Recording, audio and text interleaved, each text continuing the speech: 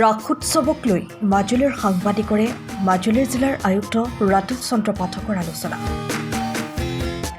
৫ নৱেম্বৰৰ ৰাস উৎসৱত নদী পৰ্যটনক গুৰুত্ব দি মাজুলীৰ টুনি নদীত ৰাধাকৃষ্ণক লৈ ৪০খন নৌকাৰে বৈকুণ্ঠৰ হৰিনাম টুনিয়েদি উজাই যাম শীৰ্ষক হৰিনামৰ নৌকাযাত্ৰাৰ এক বিশেষ কাৰ্যসূচী। ৰাস উৎসৱত আধ্যাত্মিক পৰিৱেশ সূচনাৰ বাবে ঘৰে ঘৰে প্ৰজ্বলিত হ'ব বন্তি। ৬ নৱেম্বৰত স্নিগ্ধ জোনাকত মহাৰাস উপভোগ কৰিব মুখ্যমন্ত্ৰীয়ে। অসমবাসী ৰাইজক আহ্বান জনাইছোঁ, মাজুলীৰ ৰাস্তা ঘাট সম্পূৰ্ণ সুচল। আপোনালোকে ডিব্ৰুগড়ৰ পৰা সম্পূৰ্ণ ডিৰেক্ট আহিব পাৰে, নদী পাৰ নোহোৱাকৈ লখিমপুৰৰ ফালৰ পৰা আহিব পাৰে, তাৰপিছত ঢকুৱাখানা ধেমাজি সকলো ফালৰ পৰা একদম সুন্দৰকৈ আহিব পাৰে।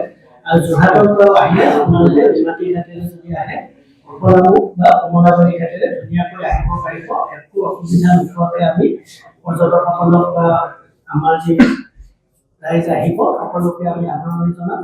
আৰু মই ভাবোঁ কোনেও একো অসুবিধা নাপায়। মাজুলীৰ যি সৌন্দৰ্য ৰাসৰ, সেই সৌন্দৰ্য আপোনালোকে সুন্দৰকৈ উপভোগ কৰিব পাৰিব।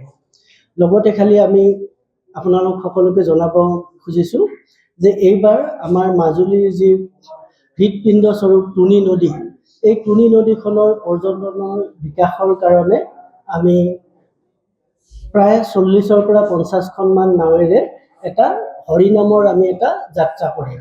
এই যাত্ৰাটোৰে আমি টুনি নদীত পৰ্যটনৰ বিকাশৰ কাৰণে চেষ্টা কৰিম, যাতে ইয়াৰ পিছত আহিব লগা পৰ্যটকসকলে টুনিত নৌকা যাত্ৰা কৰিব পাৰে।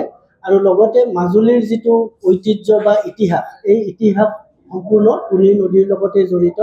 কাৰণ এই টুনি নদী আছিল দিখৌৰ অংশ, আৰু ইয়াৰ দিখৌৰে আমাৰ মহাপুৰুষ গুৰুজনাই বৰদোৱা থানৰ পৰা উজাই আহি থোৱাহাট বেলগুৰিত স্থাপন হৈছিলে, আৰু তেতিয়াৰ পৰাই মাজুলীৰ ইতিহাস আৰম্ভ হৈছিলে।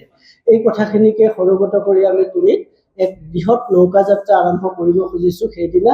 গতিকে সকলো ৰাইজকে এই নৌকাযাত্ৰা উপভোগ কৰিবৰ কাৰণে মই অনুৰোধ জনাইছোঁ।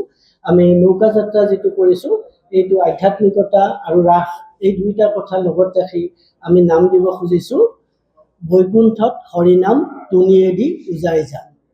গতিকে আপোনালোকে আহক, সকলোৱে টুনিয়েদি উজাই আহক, উজাই আহি মাজুলীৰ সৌন্দৰ্য উপভোগ কৰক। লগতে যদি আপোনালোকে ৬ তাৰিখলৈ থাকি যায়, তেতিয়া ৬ তাৰিখে গধূলি আমি টুনি নদীতেই অলপ সময়ৰ কাৰণে, আধা ঘণ্টা বা ৪৫ মিনিট সময়ৰ কাৰণে টুনি নদীৰ মাজভাগতে নাৱৰ ওপৰত আমি মহাৰাস অনুষ্ঠিত কৰিব খুজিছোঁ।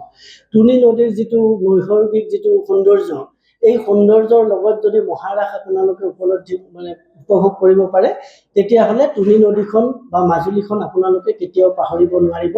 আৰু অহা বছৰ বা বাৰে বাৰে টুনি নদীৰ এই সৌন্দৰ্য চাবৰ কাৰণে আপোনালোকক মাজুলীয়ে টানি লৈ আহিব।